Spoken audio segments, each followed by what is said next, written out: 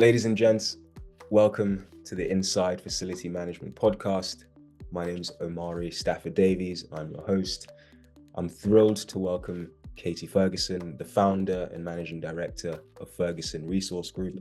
Known as a recruiter of the year, Katey is a powerhouse in the FM industry, connecting exceptional leaders with critical roles across real estate, facility management, sustainability, as well as fire and security.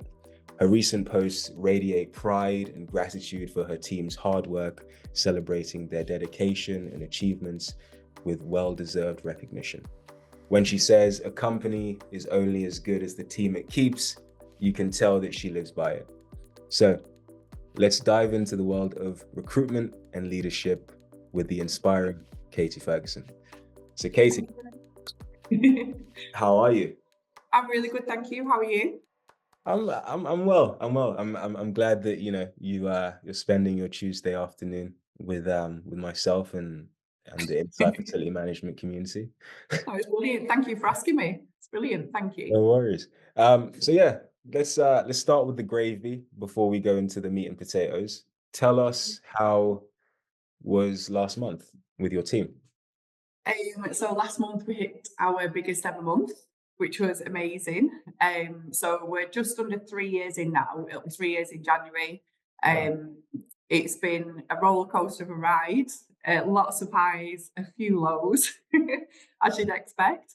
But mainly highs, and it's really feeling like the 3 years has just absolutely flown. By the way, like it's just as if we blinked and got here. But it's really feeling like everything is becoming more consistent, more sort of embedded. I think over time, and when you first start a business, you go through you trial so many different things.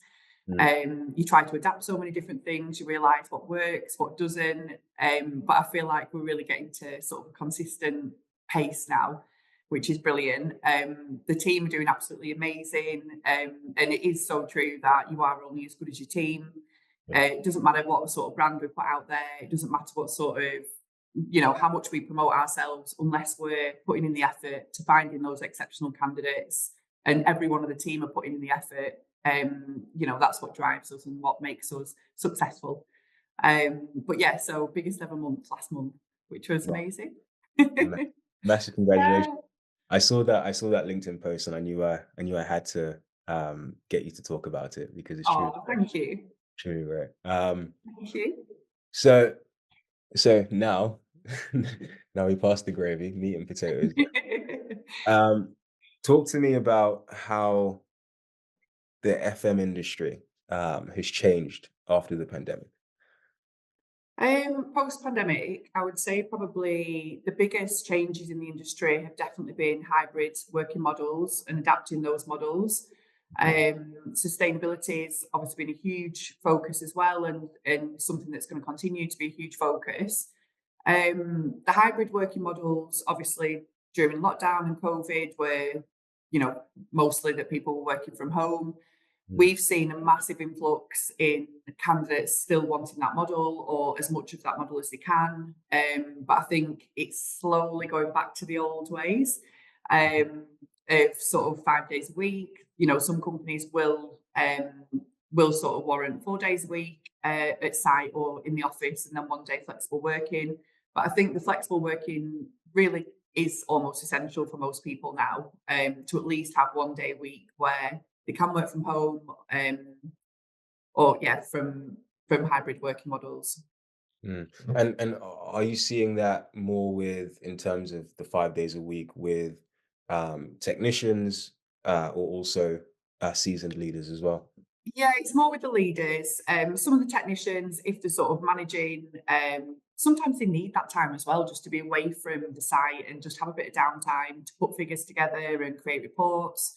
If they're presenting to stakeholders and presenting in management meetings, they need that downtime away from all the constant things that can go wrong in the world of facilities and not get dragged into it. But yeah, it's more with the seasoned leaders, I would say. And obviously people just covering such larger areas.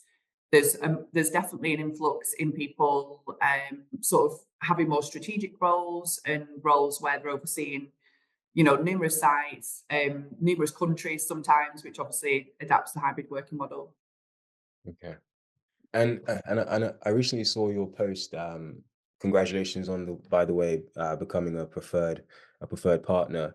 Thank you. So I am curious, like, what are employers, or more specifically your clients, looking for in terms of FM leaders today? What sort of qualities?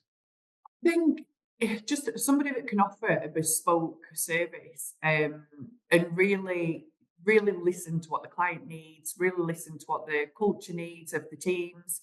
Mm. um, skills and sort of qualifications are one thing, and that's an easy thing to kind of match on CVs and job specs, but really taking that time. We see it so much even now, and probably growing, so much automation in recruitment, which can be a good thing. Some automation is great, but it really takes away that personable feel, and someone really getting a feel for someone's personality and how they come across. And we teams all of our candidates that we're putting through for interview, and that's, to me, that's a standard. That should be standard. But it's not across the industry. And until you actually meet those people in person, they might be client facing, they might be representing your company. You have to see how people come across, how they present themselves, um, and all those parts really, to me, are key in recruitment. But a lot of people have kind of unadapted their models. So we've really strived to always give that kind of level of service in every single role. And I think it is becoming more apparent when, we try and shout about ourselves on LinkedIn things as much as possible, but now word of mouth has overcome that. Okay. And we've really, we'll still speak to people now where I'll have a call with somebody and I think they don't know who we are, but they do. That's a- Which they'll say, oh, we love the work that you're doing. And, they recognise the work that we're doing and the hard work that we're putting in, which is brilliant. So I think that is definitely key for us, and something that we'll always continue to, the level of service that we'll always continue to give, we'll carry on through. that's amazing to hear, and I'm sure if they don't see your face at an FM conference, they probably see a member of your team, right? Yeah, definitely. That's great to hear. You're a household name.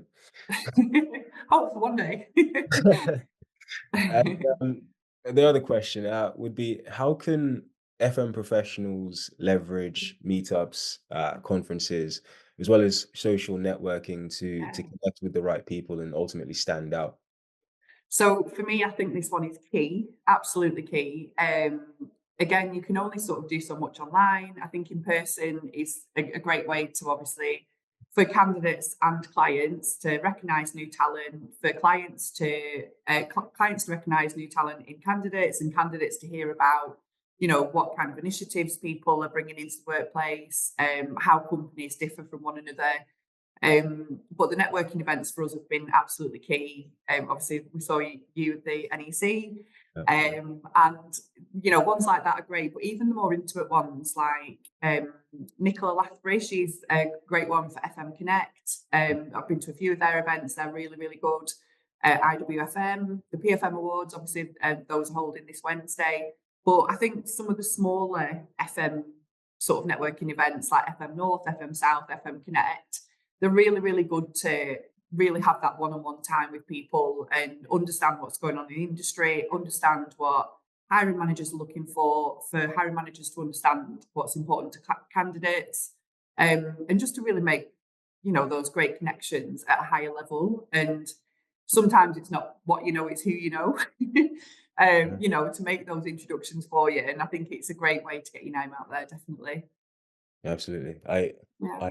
I will definitely agree with you there. Yeah. Especially even in the industry, it's people still like these on-site meetings, Yeah. actually meeting all of the staff.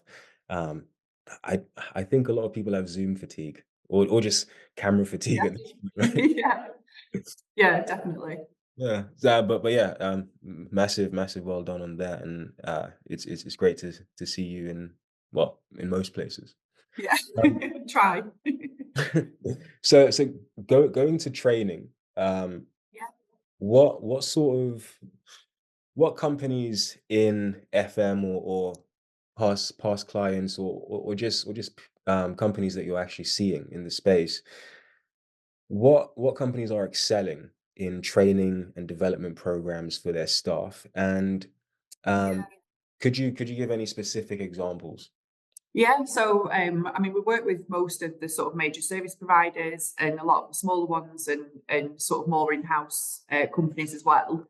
But I think the major service providers have really stepped up in terms of online in-house training, Yeah. upskilling candidates in terms of, maybe giving candidates a chance that are ready for that next level, but might need sort of X, Y, and Z to be able to get there, and taking people on in light of that or in sight of that. CBRE is a great one, a great example of one that we work with quite heavily. We had a lady start there just last week, and she said that by the Wednesday, she felt like she'd learned more in 3 days than what she had most recently in her career, just through the online training that they did, which is amazing. And these things are really costly for candidates to do themselves. They're really time consuming for candidates to do themselves. Sometimes it might be something that candidates might need to be able to be on site, or to sort of sign off work and things, but it really helps them to excel in their career. I think the apprenticeship levy has been great as well for service providers, where they get government funds. If you earn over a certain amount per year, if you turn over a certain amount per year, the government will give you additional funds to help upskill and consistently train the staff, Okay. which has been brilliant especially in the engineering trade, which is sort of probably the most struggling one at the minute in terms of not enough candidates. So that's been a really good one. And another one of our clients, G4S, have decided to try and sort of upskill the engineers so that they're all multi-trade. So if they're electric, they'll get mechanical. If they're mechanical, they'll get electric. And that's sort of a really good skill for them to have, and for them to be able to work across the different sites. Absolutely. Yeah, I did not know about that one, making them multi-skilled. And yeah, and I think it's absolutely great to start getting more young people into these things as well, because absolutely. for far too long we've sort of been sold this idea on, you know, college and university is the best route for everyone. Yeah, And I think during the pandemic we realized that the people that were really needed were the plumbers, the electricians, and yeah. so yeah, that's great to hear, and thank you so much for providing those examples. You're welcome. I'm curious to know, what are the facility owners' biggest challenges when outsourcing FM services, and how can service providers address those issues? I think the biggest challenges are probably having control and ownership over sort of the quality and consistency. It's very hard for any business to try and offset that trust and responsibility to somebody else, and to ensure that that job's done to the standard that they would expect. Mhm. But there's so many different things in FM that can monitor that and consistently monitor performance, service delivery, quality of work, and also the managed service providers tend to have more of a resource to upskill and train existing staff, and to make sure that the sort of the highest level of staff are on site at all times for you. Yeah, perfect. And I guess this is the last one before we go into our little our little game of chairs or not. Um, what has been your most rewarding or memorable memory since starting Ferguson Resource Group? Um, it's hard. There's so many. I think the main overall reward is obviously matching candidates with amazing jobs, and it never ever ever gets old to tell somebody that you've got the job. Mm, It's the best news ever to deliver, and it really, without sounding cliche, it really can be life changing for some people in terms of progression in salary, progression in the career, a role that they've always wanted. And that's such a great thing to tell anyone any day. Also, just to be working with some of the best service providers in the UK and in the globe, for us to be recognised to help recruit for that, and help to recruit towards what they're trying to achieve as a company is amazing. Because I see us as being so tiny still in the industry, really, in terms of the bigger players in the industry, and it's really nice to be recognised. That's great to hear. Now, Yeah. we're going into the chairs or not segment. For those of you who are new around here, let me explain what it's all about. So at InfraSpeak, we have this tradition. It was started by our founders, where we celebrate big wins as well as small, not just for ourselves, but across the entire facilities and maintenance community. So we thought, why not bring that tradition to the podcast? It's our light-hearted way of getting to know Katey's opinions on trends, ideas, or quirks in the space. I'll share a few statements and Katey will tell me cheers or not. And more importantly, you get to hear her explain why. But first, a big shout out. This segment is proudly brought to you by InfraSpeak, your partner in making FM smarter, simpler, and more efficient with its intelligent maintenance management platform. So Katey, are you ready for cheers or not? Yeah. I've got my drink ready, water. As do I, H2O. It's a bit early for a wine. Absolutely. It's happy hour, right? Yeah. So, first question. The future of FM recruitment will heavily rely on artificial intelligence to find and screen candidates. Cheers or not? Half and half. I'd like to say no. I'd like to say no, just because I think there'll always be an element of AI, and AI is brilliant. We've incorporated it in some parts of our business, but you can never ever take away the personal feel of recruiting in person. I think it's good for sort of data gathering. It's good for doing the volume, things that are really admin heavy, but you can never ever take away the personalization of actually finding that candidate in person. So yes and no. I'll do a small little Yeah. Cheers. number two.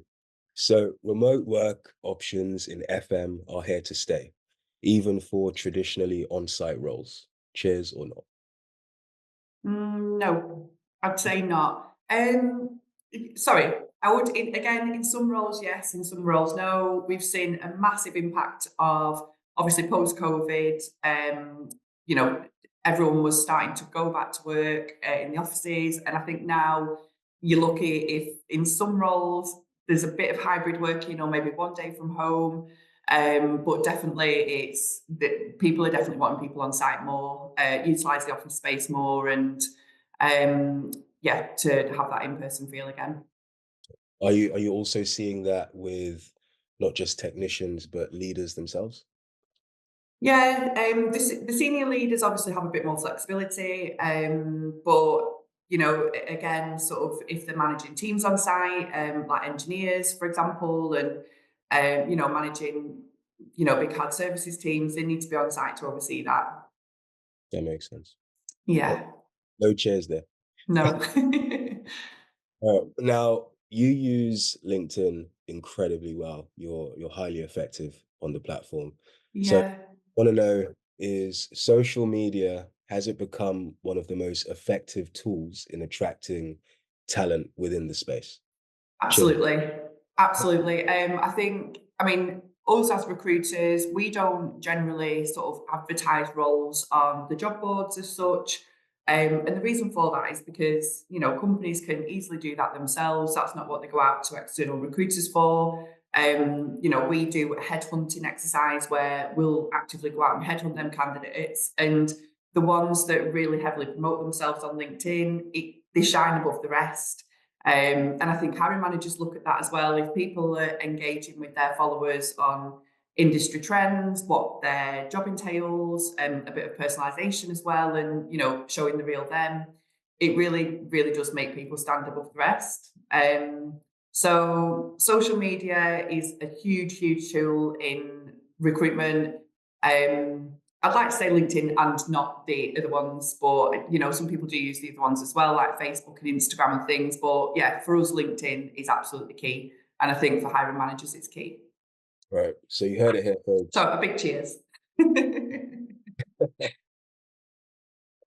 The power of a personal brand. Lovely. Yeah. Okay, next question. Networking at industry events remains more impactful for FM recruitment than just posting online. Yeah, absolutely. Again, I mean, we try to go to as many sort of events as we can, but there does tend to be a lot more held in the south than in the north, unfortunately. But we do make the journey when we can. But yeah, I mean, the people that you see at the events, it's people that are taking time out of their personal life to go and meet with the people that they will probably never get to see, in person in any other circumstance. I'm a huge believer in it's who you know, not always what you know. Then people can make introductions at a high level. They can really get to see how you are as a person, how you come across as a person.